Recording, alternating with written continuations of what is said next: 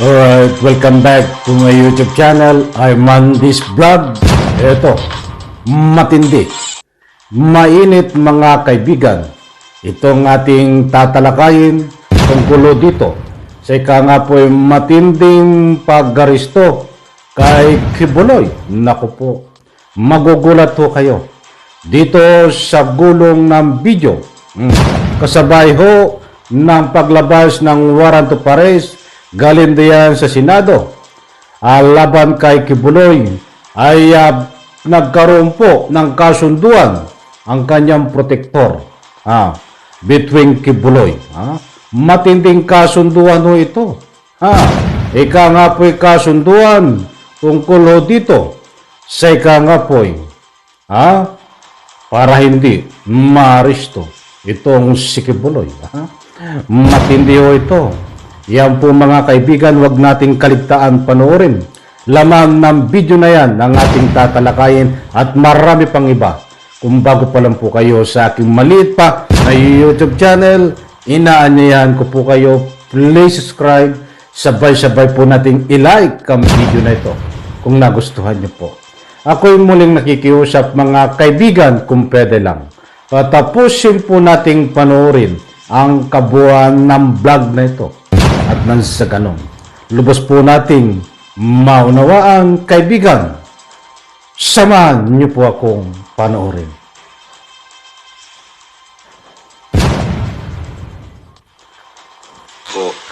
Tinawagan niya ako, sabi niya, Pastor, ikaw ang bahala kay Jesus Christ. Ako ang bahala kay Judas dito. So, yun ang tulong niya. No? At marami pang bagay ang nangyari na si Mayor bilang Mayor dito, bilang kaibigan ng Kingdom, kundi talagang tagapagtanggol. In this time, na ako'y nagkaroon ng mga problemang ganito, at merong mga through the grapevine, merong mga bulong-bulungan na gustong agawin ng property ito, naging concern ng ating Mayor na hindi man ako humingi ng tulong sa kanya. Pero siya talaga ang nagsabi, Pastor, tulungan kita. Gawin mo ako ng administrator sa mga legal properties ng Kingdom, buong Kingdom sa buong Pilipinas. Kaya kayo, kung nag-ambisyon kayo, sabi ni Mayor, kahit dahon, pag humawak kayo dyan, kailangan mag-permission kayo sa kanya. Kahit isang bakal hawakan ninyo dyan sa gate, magkakasala kayo. Harap ninyo si Mayor. So, thank you, Mayor, for that. Yun, hindi ko alam. So, si Mayor ang nagtulong sa akin. I was in Hawaii that time kasi nag-ministry ako. Tinawagan niya ako. Sabi niya, Pastor, ikaw ang bahala kay Jesus Christ. Ako ang bahala kay Judas dito. So, yun ang tulong niya. And also,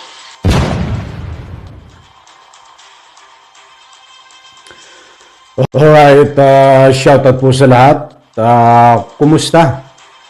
Please, Holy Friday po sa ating lahat. Pagpalain po tayo. At enjoy po sa lahat ng nagninilay-nilay, nasa bakasyon. Ingat po kayo. At alam ko ho ay ngayon po, mamayang hapon ay maraming gaganapin na prosesyon. Ay ingat po ang lahat at pagpalain po tayo lahat mga kaibigan. Heto, maliwanag mga kaibigan. Talagang matindi. Ito pong video na binahagi ko po sa inyo ay ilang days na nakakaraan at mayroon na po siyang warrant of arrest diyan nung nilabas po ang video na yan at napakaliwanag ho ang sinasaad na binabanggit ng isang mayor. At doon sa mayor na yun, ang tinutukoy ho ay itong dating presidente, Duterte. Mga kaibigan na napakaliwanag po nang binanggit diyan na ikaw ang bahala diyan sa Panginoon at ako ang bahala dito sa mga Judas. Aba, ay napapanahon dahil Holy Week, diba? Tama-tama. Ito ang ating tinatalakay dahil pinapalabas dito ang hudas. Ulitin ko ho. Ang usapan, ang kasunduan sa video ho na yan, between itong isang mayor na tinutukoy po diyan na itong si Duterte, dating presidente ng Pilipinas, at nandyan po si Kibuloy, na ang kasunduan nila, ikaw ang bahala dyan sa Panginoon, at ako ang bahala dito kay Judas. Tama? Talagang matindi, ano? Sino kaya itong mga Judas na ito? Ito bang mga Judas ay itong mga ika nga po'y mga nagtatangka na ika nga po'y aresto dito po kay Kibuloy, Hindi po natin malaman kung kayo nang pinatutungkol itong mga Judas na ito. At ang importante hong mahalaga ay natuklasan ho natin diyan na bago siya magtago at tuluyang nagtago itong si Kibuloy, ay mayroon po silang malinaw na kasunduan na ako ang bahala kay Judas.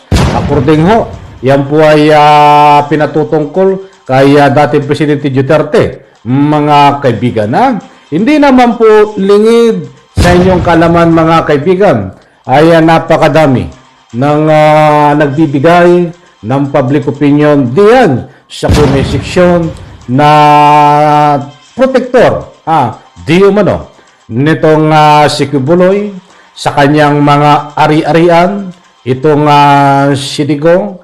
At siyempre, hindi lang protektor sa kanyang ari-arian ang itong ginagawa ni Digong, dahil protektor din di umano ito nang ika nga po ay para maharang at itago at ika nga po sa lahat ng pag-aari, sa lahat ng galawan, ay protektor. Ngayon, di umano itong si Digong, ayon ho sa mga public opinion punto de vista ng mga mahal nating mga taga-subaybay, taong bayan. Kahit saan ho, pumasyal ho kayo sa social media, ay dami nagsasabi, nandyan yan, tinago lang. Sino nagtago? At sino nagpuprotekta? Katulad nga po, may nabanggit dyan na isang mayor. Ang mayor na po yan ay dating presidente na si Digong, mga kaibigan. Naku po, matindi, di ba? At lalong-lalo na nga at nakapaloob diyan.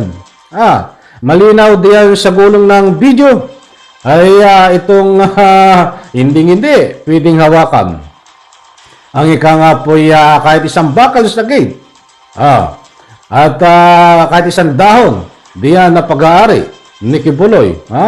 Ay alam ko malawak ang ating mga pangunawa. Yan po ay napakatindi ng ibig sabihin. Marami pong sakop yan. Ang sinasabi na hindi pwedeng hawakan itong bakal na nasa gate, dahil lagot tayo kay mayor, yung mayor po yan, nakikilala nyo, ang dating presidente Digong, ayon po diyan kay Kibuloy na maliwanag ho sa gulong ng video. Na lalo't yung video na yan ay lumabas ho, ay may warrant of arrest na, ay pinapatungkol ho yan, mga kaibigan, pwedeng sabihin natin dito sa mga aaresto. Hindi ba? Arestuhin nyo. Hawakan nyo ang gate, kayong mga aaresto. Dito kay Kibuloy. Subukan nyo. Lagot kayo kay mayor. Pasensya na po ng ating audio. Ay masakit ang aking lalamunan. At namamalat. Di ba? Maliwanag po. Kaya tayo rin po ay nag-iintay ng latest update. Inabutan na po ito ng whole week. 2 weeks na po itong nandiyan sa Davao. Ang mga aaresto na ika nga po ang sergeant at arms ng Senado. Ay wala po tayong balita. Nagsasarili nga. Parang sulo nila at pag-aari ang bansang Pilipinas. Parang pag-aari nila ang Senado. Parang pag-aari nila ang gobyerno. Ay bakit ko nasabi? Ay nagsasarili nga. Hindi po nga natin alam kung nasaan itong mga aarestong ito. Dahil gusto po nating malaman itong sinasabi ni Kibuloy diyan, nakasunduan between itong si Digong at sabi nga, hindi pwedeng hawakan, subukang hawakan. Ang ika nga po bakal diyan at yari kayo kay mayor. Kaya nga gusto po nating malaman buhat sa ika nga mga bibig ng mga umaaresto dito na sergeant at arms, kung nahawakan po nila ang bakal diyan sa gate na di umano ay kinaroroonan, pinagtataguan ni Kibuloy niya sa kanyang ikangay mga ari-arian at pag-aari na diyan po na matunog na nagtatago. Nahawakan ba ito ng ikanga po yan ng mga aresto? Kung nahawakan, ano ang sagot ng mga nandoon? Sinabihan ba sila, nalagot kayo kay Mayor? Kaya bayan banday lang, kaya hindi na-aresto? Ay, tayo po ay ginagawa manghuhula. Kaya wala po ako maibigay na complete details dito kung ano ang tunay na nangyari dito po sa mga aaresto. Wala ho, nawawala. Kahit ang dami po nagbibigay ng kanilang salubin. Nawawala ang nag-aaresto na sergeant at arms. Dahil hanggang ngayon po, walang balita. Hindi po natin nalaman kung nahawakan ang bakal ng gate diyan po sa pinagtataguan ni Kibuloy. But then mga kaibigan, abangan po natin to after Holy Week by Monday. Kung ano ang latest update. Hanggang ngayon po ay wala pa rin. Sila ang ika nga po ay kaukulang proper coordination diyan po sa PNP. Mga kaibigan sa Davao. Very important ho mga kaibigan ang coordination dito. Kahit sabihin natin na itong mga PNP, ika nga po ay hindi alam kung nasaan si Kibuloy. Dahil inako at sinabi na ng PNP diyan po sa Pro 11 sa Davao ay hindi nila alam kung nasaan si Kibuloy. Importante po makipag-coordinate sila. At nasa ganun po, kung ano man ang mangyari, ay mayroon pong baback up sa kanila, mga kaibigan. Huwag na po natin intayin, saka palang kikilo sila na makipag-coordinate yung talagang kaorasan na kailangan ang PNP. Yun po ang gusto kong ipunto. Bakit ang tanong po ngayon, bakit ayaw makipag-coordinate nito Sergeant at Arms at ang PNP? Yan ba ay nag-usap sila? Yan ba ay isang taktika? Nag-usap ba ang PNP between Sergeant at Arms na kunwari ganito? Isang public opinion po yan, punto de vista, na hindi po natin may iwasan ang ganyang opinion sapagkat wala pong kaukulang lumalabas na salaysay, hindi nagpapakita ang Sergeant at Arms. At ito naman PNP, bakit nagtatanong? Bakit hanggang ngayon ay wala pa rin sa kanila ang ika nga po coordination? Yan ba'y nagpapanggap lang? Kunwari wala pa sa kanila? Sila ba'y nag-usap na ng Sergeant at Arms na ganito ang palabasin? Yan ay pawang punto de vista, public opinion, mga kaibigan, na nagbabase po tayo sa takbo ng kaalawan ng Sergeant at Arms nitong aaresto kay Kibuloy at siyempre dito po sa kapulisan ng Davao. Okay, right. Ang maliwanag po dito, hindi pa na-aresto itong si Kibuloy. Hindi po natin alam kung nasaan ang aaresto. At maliwanag din po diyan ay ika nga po kasunduan between Mayor. Ito si Mayor ay tinatawag na Mayor nila. Ba't yan po ay dating Presidente Digong na ang kasunduan po between Kibuloy and Mayor. Ang sabi nga, iyo ang Panginoon, ikaw ang bahala sa Panginoon Diyos, ako ang bahala kay Judas. At siyempre, ikaw na ang bahala sa lahat. Ang ibig sabihin po niyan ay napakalaki po ng ika nga po'y kinalaman niyan tungkol dito sa ika nga po'y pag-aresto kay Kibuloy. Muli po, diyan po sa comment section. Huwag po natin kalimutan magbigay ng anumang public opinion, punto de vista at pakisupport po ang aking bagong new YouTube channel. Kagagawa lang po niyan. Pakisubscribe. Nandiyan po nakipin. I-click nyo lang po. Pwede nyo pong i-subscribe para naman po ay magkaroon po siya ng ika nga po yung subscribers. Muli po, pagpalain po tayo lahat. Bye-bye. Palapakan.